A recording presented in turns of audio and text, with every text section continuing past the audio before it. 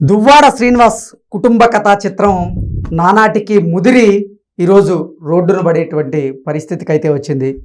నారీ నారీ నడుమ మురారి అన్నట్లుగా మధ్యలో దువ్వాడ శ్రీనివాస్ గారు ఒకవైపు తన భార్య, మరోవైపు తన ప్రియురాలతో ఇప్పుడు ఈ వివాదం కొత్త పుంతలు తొక్కుతున్నటువంటి నేపథ్యంలోనే అసలు దువ్వాడ శ్రీనివాస్ విషయం రోజురోజుకి ఎందుకు ముదురుతోంది, అసలు వీరిద్దరి జీవితంలోకి మరో మహిళ ఎందుకు ఎంట్రీ ఇచ్చింది అనే దాని గురించి మనం తెలుసుకునేటువంటి ప్రయత్నం చేద్దాం. ప్రస్తుతం మనతో పాటు ఉన్నారు ప్రముఖ రాజకీయ విశ్లేషకులు, ప్రముఖ సీనియర్ జర్నలిస్ట్ సిఎస్ రావు గారు. సార్తో మాట్లాడదాం. Sir hi sir. Hello. YCP నాయకులు దువ్వాడ శ్రీనివాస్ గారు ఆయన కుటుంబ కథా చిత్రం ఏదైతే ఉందో రోజు రోజుకి ముదురుతూ ఉంది. ఇప్పుడు నేను ఆలోచిస్తుంది ఏంటంటే వాళ్ళ కుటుంబ కథా చిత్రం గురించి ఆలోచించట్లేదు.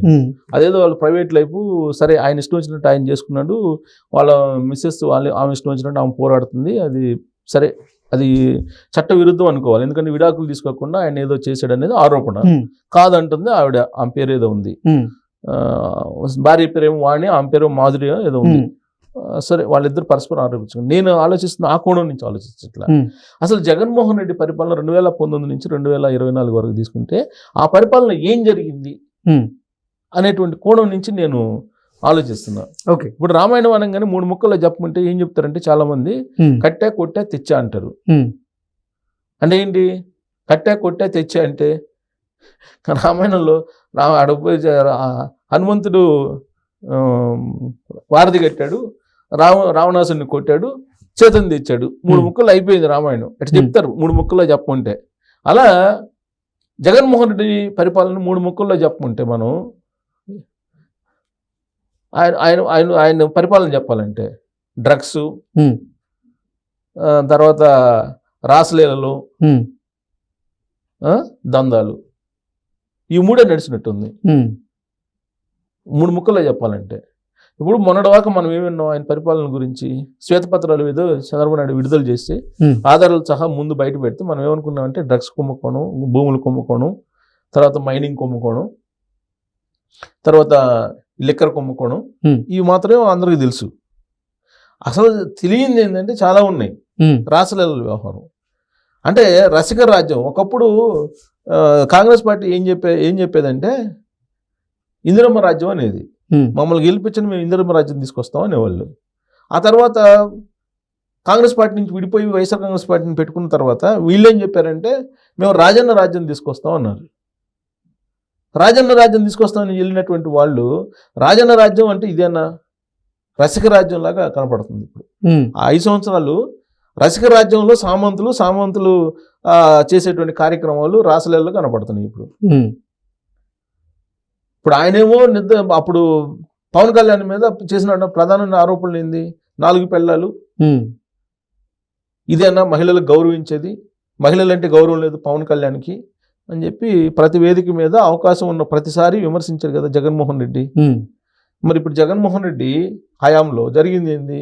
ఆయనేమో సంజన అంటాడు ఒక ఆయన, సంజన అరగంట అంటాడు, ఇంకా అరగంట అంటాడు, సంజన అరగంట చాలు అని అంటాడు. ఆయనేమో ఇంకొక ఆయనేమో గంట చాలు అని చెప్పి ఆయన అంటాడు. ఎవరు? ఉత్తరాంధ్రలో ఉండేటువంటి మాజీ మంత్రి.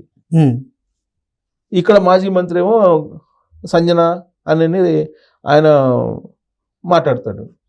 తర్వాత ఆ ఉంది నా సొగసు చూడు అని చెప్పి అయ్యన్న పాత్ర చెబుతుంటాడు. ఏం చేసావమ్మా పర్యాటక శాఖలు అంటే నా సొగసు చూడు మామయ్య అని అంటదంట. ఎవరు? అయ్యన్న పాత్ర చెబుతుంటది. నువ్వేం చేసావమ్మా పర్యాటక శాఖలు అంటే నా సొగసు చూడు బావా అని అంటదంట. అర్థమై ఉంటుంది ఆమె మాజీ మంత్రి. సో ఇలా అసలు వీళ్ళ వ్యవహారం చూస్తుంటే ఇప్పుడు ఇంకొక ఆయన ఉన్నాడు ఎంపీ, ఆయన అయితే కంప్లీట్గా అసలు ఆయన వీడియోలోనే పెట్టేశాడు. ఏది? నా అందం చూసుకోండి అని. రాయలసీమ ఎంపీ, రాయలసీమలో ఉండే గోరంట్ల మాధవ్, ఆయన అయితే డైరెక్ట్గా వీడియోనే పెట్టేశాడు. ఇవన్నీ బయటకు వచ్చినటువంటి అంశాలు. బయటికి రానటువంటి అంశాలు ఏమున్నాయంటే ఇప్పుడు వస్తున్నాయి. బయటకు రానటువంటి అంశాలు ఇప్పుడు తాజాగా ఇప్పుడు ఏందో తెలుసా? ఇప్పుడు నడుస్తుంది ఏంది? దువ్వాడ శ్రీనివాస్ నడుస్తుంది. నెక్స్ట్ ఎపిసోడ్ ఏందో తెలుసా? నెక్స్ట్ ఎపిసోడ్ ద్వారంపూడి చంద్రశేఖర్ది. నేను డైరెక్ట్గా పేరే చెప్తున్నా. ఎందుకు చెప్తున్నానంటే నా దగ్గరికి ఒక వీడియో వచ్చింది. ద్వారంపూడి చంద్రశేఖర్ గురించి వైఎస్ఆర్ కాంగ్రెస్ పార్టీ వాళ్ళే ఒక వీడియో నేను ఆయన ఏమన్నాడు వినిపిస్తా. ఎవరు ఆయన పేరేంది, ఈయన ఇదిగోండి, ఈయన ద్వారంపూడి చంద్రశేఖర్ సంబంధించి మాట్లాడుతున్నాడు చూడండి. కాకినాడ ప్రజలకే కాకుండా ఈ రాష్ట్ర ప్రజలకు కూడా ద్వారంపూడి చంద్రశేఖర్ రెడ్డి అన్నతను ఒక దళిత మహిళతో అక్రమ సంబంధంలో ఉన్నారు. సహజీవనం మరి అది కరెక్టో తప్పో పక్కన పెడితే ఆమెకు గర్భవతి అయినప్పుడు ఆమెను తీసుకెళ్లి స్కానింగ్ చేయించి మగబిడ్డ ఆడబిడ్డ తెలుసుకుని ఉంచాలని చెప్పేసి స్కానింగ్ చేయించిన విషయం, అలాగే ఆమెకు డెలివరీ ఎక్కడైంది, ఎప్పుడైంది, ఆ తర్వాత పుట్టిన బిడ్డకి తలనీలాలు ఈయన ఈ జనసేన అని చెప్తున్నాడు. ఇదంతా ఒళ్ళు తీసిన విషయాలు. ఆ తర్వాత గత సంవత్సరంగా ఆమెని విపరీతంగా బెదిరింపులు. ఎందుకంటే ఆమె పబ్లిక్ గా నాకు నా లైఫ్ నాకు కావాలి, నాకు గుర్తింపు కావాలి, నేను నీ భారీగా ఉండాలి అంటే అది కుదరదు, నువ్వు మూలన ఉండాలా అన్న పద్ధతిలో ఆయన చేస్తున్న వ్యవహారం. ఇంటి బయట 28 కెమెరాలు పెట్టి క్లోజప్ లో చూపించి ఆయన ఎవరు, ఆయన పేరు జనసేన లీడరు, కార్లోని డివైసులు పెట్టి ఆవిడ ఎక్కడికి వెళ్తుందో ట్రాక్ చేయడం, ఆవిడ ఎట్టి పరిస్థితుల్లో ఎవరికి తెలుసా లీడరు ఎవరు ఆయన చేస్తున్న ప్రయత్నాలు తెలుసు. మహిళ తన హక్కు గురించి, తన బిడ్డ భవిష్యత్తు గురించి బాధపడుతుంది కాబట్టి ఇది నేను పొలిటికల్ గా తీసుకోలేదు. జనసేన పార్టీ ఆఫీస్ లో కంటే కూడా ఎక్కువగా టీవీ9 స్టూడియోలో కనపడుతుంది. అండగా ఉంటుంది. నేను మీడియా ద్వారా చెప్పడం జరుగుతుంది. జనసేన పార్టీ ఏ మహిళకైనా అన్యాయం జరిగితే తప్పకుండా అండగా ఉంటామమ్మా. ఇది ఇప్పుడు త్వరలో ద్వారంపూడి చంద్రశేఖర్ది నేను బయట పెడతానని చెప్తున్నాడు ఈయన. ద్వారంపూడి చంద్రశేఖర్ రెడ్డి అక్రమ సంబంధం ఏంటనేది నేను బయట పెడతానని చెప్పి ఆయన చెప్తున్నాడు. సార్, వైఎస్ఆర్సీపీలో ఉన్నటువంటి ముఖ్య నేతల్లో కొంతమంది వారు చేసినటువంటి ఈ రాసలీలలకు సంబంధించినటువంటి ఆడియోలు, వీడియోలు ఒక్కొక్కటిగా బయటకు వస్తూ ఉన్నాయి. వారి వ్యవహారం కూడా ఇప్పుడు రోడ్డును పడుతున్నటువంటి పరిస్థితి మనం చూస్తూ ఉన్నాం. నేను చెప్పేది అదే. ఇప్పుడు అధికారంలో ఉన్నప్పుడేమో కొన్ని బయటకు వచ్చినాయి. ఇది గంట అరగంట న్యూడ్ కాల్స్, తర్వాత ఆ అమ్మాయి కర్నూలులో ఒక అతను మాజీ ఎమ్మెల్యే ఒక అమ్మాయిని ఎలక్షన్ అయిపోయిన తర్వాత కొన్ని రోజులకి బయట వచ్చింది. ఒక అమ్మాయి, చిన్న అమ్మాయి, కూతురు తోటి సమానమైనటువంటి అమ్మాయి తోటి ఏం చేశాడు మనం చూసాం. సో ఒక్కొక్కటి బయటకు వస్తున్నాయి. ఇప్పుడు సాయిరెడ్డి వ్యవహారం, శాంతి వ్యవహారం బయటకు వచ్చింది. కాదు సుభాష్ రెడ్డి అని ఆన్ చెబుతుంది. అసలు ఆ పుట్టిన బిడ్డకి తండ్రి ఎవడో చెప్పని చెప్పి అసలు భర్త అడుగుతున్నాడు. అది నడిచింది, రెండు వారాలు నడిచింది. దాన్ని మర్చిపోకముందే ఇప్పుడు ఇదొకటి వచ్చింది. ఇంకా ఎన్ని వస్తాయో. ఇప్పుడు ద్వారంపూడి రెడీగా ఉంది ఎపిసోడ్. ఇప్పుడు సాయిరెడ్డి తర్వాత ఇప్పుడు ఎవరిది నడుస్తుంది? ఈయన నడుస్తుంది. ఎవరిది? దువ్వాడ శ్రీనివాస్ నడుస్తుంది. ఆ దువ్వాడ శ్రీనివాస్ ఎవరితో ఉన్నారు, సహజీవనం చేస్తున్నారని చెప్పేసి అంటున్నారు. సహజీవనం చేయడం అనేది సుప్రీంకోర్టు నాకు ఇచ్చిన హక్కు అని చెప్తే ఆవిడ చెప్తుంది. భర్త అంటే విడాకులు ఇవ్వకుండానే నా భర్త మరొక ఆడదానితో ఉంటున్నారు అంటూ కూడా దువ్వాడ శ్రీనివాస్ గారి భార్య ఆరోపణలు చేస్తూ ఉంది. అదే ఆమె ఆరోపణలు చేస్తుంది. ఇంటి పిల్లలు ఉన్నారు, ఆడపిల్లలు కూడా ఉన్నారు. వాళ్ళు పోయి ధర్నా చేసుకుని కూర్చున్నారు ఇంటి దగ్గర.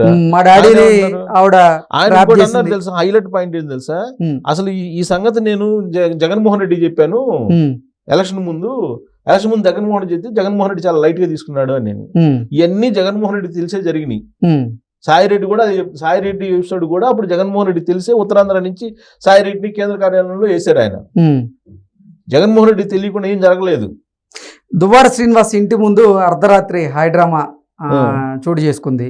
ఆయన తన భార్య మీద అరిచేందుకు ముందుకు వెళ్ళడం, ఆవిడ మీద దాడి చేసేందుకు ప్రయత్నం చేశాడు అంటూ కూడా ఆవిడ ఆరోపణలు చేస్తూ ఉంది. దువ్వాడ శ్రీనివాస్ ఏమో అసలు నా భార్య నా తల్లిని సరిగా చూసుకోనియకుండా చేసింది, నా తమ్ముడితో సరైనటువంటి సంబంధాలు లేకుండా చేసింది, నాకు అసలు మనశ్శాంతి లేకుండా చేసింది, ఒక్కోసారి నాకు తిండే పెట్టేది కాదంటూ ఆయన ఆరోపణలు చేస్తారు. ఇవన్నీ పరస్పరం ఆరోపణలు చేసుకుంటున్నాను నేను, వాటి జోలికి వెళ్తలా, డెప్త్కి వెళ్తలా. ఇవన్నీ జగన్మోహన్ రెడ్డికి తెలిసే జరిగింది అని చెప్పి ఆవిడ చెబుతుంది కదా. అదే నేను అంటుంది. ఇప్పుడు జగన్మోహన్ రెడ్డి హయాంలో ఆయనది ఏం పాలన, ఆయన చెప్పేది ఏంది? విశ్వసనీయత, విలువలు అంటున్నాడు కదా. గత 4 రోజుల నుంచి విశ్వసనీయత, విలువల గురించి ఆయన మాట్లాడుతున్నాడు. ఆయన పరిపాలన ఏం జరిగింది అనేది ఒక్కొక్కటి బయటకు వస్తున్నాయి. ఇప్పుడు ద్వారంపూడి చంద్రశేఖర్ రెడ్డి ఏం చెప్తున్నారు, జనసేన లీడరు, ఆయన ఏం చెప్తున్నాడు? ఒక దళిత మహిళని గర్భం చేశాడు, డెలివరీ కూడా చేయించాడు, ఇప్పుడేమో అది బయట పెడితే చంపేస్తామని చెప్పి బెదిరిస్తున్నాడు. అది ఆమె పోయి కంప్లైంట్ చేసింది అంటున్నారు. అంటే రేపు ఎల్లుండో ద్వారంపూడి చంద్రశేఖర్ రెడ్డిది కూడా రాబోతుంది. ఉమ్, ఇవన్నీ జగన్మోహన్ రెడ్డి తెలియకుండా నడిచినాయా? ఉమ్, అసలు జగన్మోహన్ రెడ్డి చెప్పామని చెబుతున్నారు కదా. ఆమె కూడా ఆమె దువ్వాడ శ్రీనివాస్ భార్య చెప్తుంది కదా, వాణి చెప్తుంది కదా. అంటే జగన్మోహన్ రెడ్డిది రాజన్న రాజ్యం కాదు, దాని రసిక రాజ్యంలో ఈయన సామంత రాజులు రాసలేళ్ళు బయటకు వస్తా ఉన్నాయి. ఇంక ఇన్ని వస్తాయో బయట రావాలి. ఇప్పుడు ద్వారంపూడి చంద్రశేఖర్ వస్తే ఇంకా ఉంటుంది ఏముండ, ఇంకా తర్వాత ఇంకా ఎన్ని ఉంటాయో, ఎంతమంది బయటకు వస్తారు. జగన్మోహన్ రెడ్డి విశ్వసనీయత విలువల గురించి మాట్లాడతాడు మళ్ళీ. ఆయన తెలియకుండా ఎన్ని జరిగినాయా అని అనుకోవాలి మనం. ఆయన తెలియకుండా జరిగినాయి అంటే అన్నీ తెలియకపోవచ్చు ఎవరికైనా, కానీ మేము చెప్పామని చెబుతున్నారు కదా దువ్వాడ శ్రీనివాస్ భార్య. అయినా కానీ ఆయన చర్యలు తీసుకోలేదు అంటున్నారు కదా. ఇప్పుడు శాంతిదేను సాయిరెడ్డిది కూడా ఆయనకి తెలుసు. ఇప్పుడు మదన్ మోహన్ చెబుతున్నాడు కదా, ఆయన తెలియకుండా జరిగినాయి కాదు కదా. అంటే ఆయన పార్టీలో ఏం జరుగుతుందో, ఆయన పార్టీ ఏంటో, ఆయన పార్టీ మోటో ఏంటో, మరి ఆయన నమ్మిన సిద్ధాంతాల ప్రకారం ఇవన్నీ తప్పు కాదేమో నాకు తెలియదు. అందుకే కదా సార్ ప్రజలు తిరస్కరించింది.